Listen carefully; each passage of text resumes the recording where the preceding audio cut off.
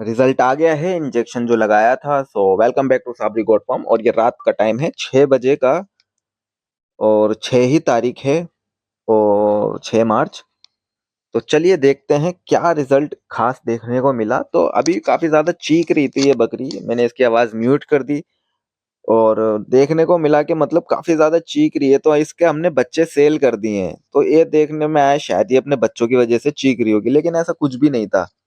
जब हमने इसके पास में जाके देखा तो बात कुछ और थी, क्योंकि हमने आज इसके बच्चे सेल कर दिए तो लग रहा था कि शायद इसने अपने बच्चों की वजह से चीख रही है। क्योंकि इसका एक ये काली बकरी जो है, इसका भाई एक हमने बेच दिया और एक पठिया जो थी हमारी बकरी, उसके 2 बच्चों को हमने सेल कर दिया। सामने खड़ी दिख रही है आपको, इसको भी हमने सेल कर दिया।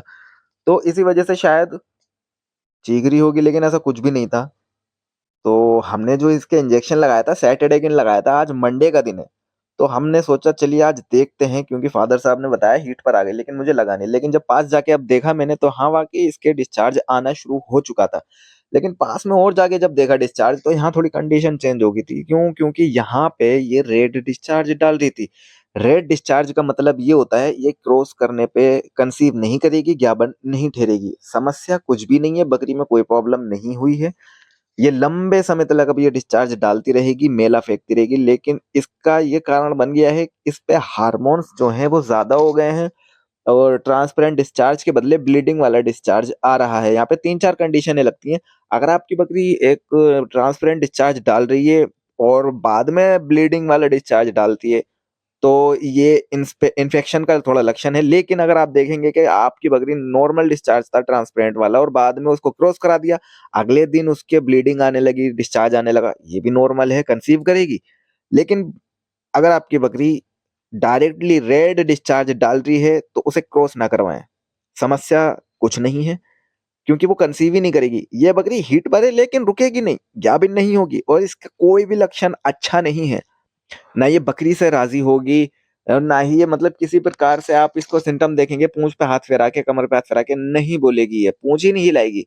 और आप ब्रीडर को अगर इसके पास छोड़ेंगे तो एक ब्रीडर के अंदर जो क्षमता होती है उसकी बकरी की गंध से, स्मेल से, तो बकरी बकरी आकर्षित हो जाता है, अपने बकरा आकर्षित हो जाता है उस बकरी की तरफ। लेकिन अभी ऐसा कुछ भी नहीं है, बकरी बिल्कुल शांत खड़ी है, सिर्फ चीख रही है।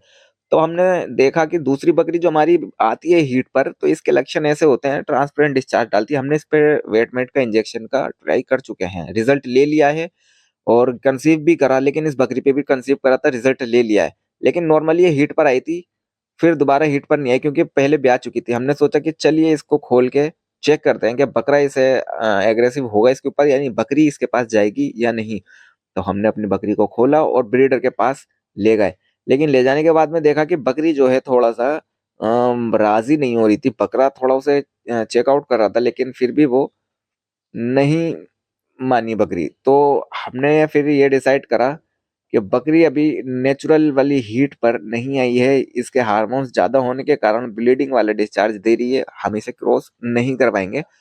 बकरा है, ब्रीडर है, तो वो तो एग्री हो ही जाता है, बकरी एग्री नहीं हो रही है। तो यहाँ पे आप इस बकरी का वेट करें, ये हीट नहीं है। और अगर इसे हीट कहेंगे तो ये हीट किसी काम की नहीं है, क्रॉस नहीं होगी। ये बकरी हीट पर नहीं है, एक जरा से यूं कह लीजिए, और हीट पर भी है। हार्मोन्स ज्यादा होने के कारण इसके ब्लीडिंग हो रही है। इन्फेक्शन वाली बकरियां जो होती हैं वो अलग ही होती हैं, जो इन्फेक्शन होता है उनके, वो इन्फेक्शन का मसला ही अलग होता है।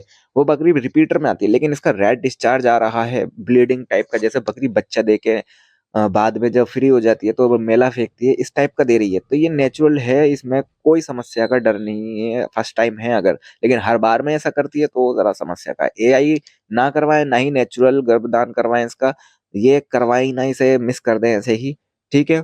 तो हार्मोन्स ज्यादा होने के कारण, हार्मोन्स जैसे कह सकते हैं, इसको ज्यादा ही गर्मी चढ़ गई है बकरी को, जिस कारण ये अनबैलेंस हो गया इसका मामला। तो अब नेचुरल हो जाएगा। करें बेल आइकन।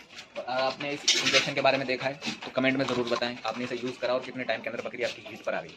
कॉल करने का समय सिर्फ 12 से 6 का है, उसके बाद कॉल ना करा करें। Thank you.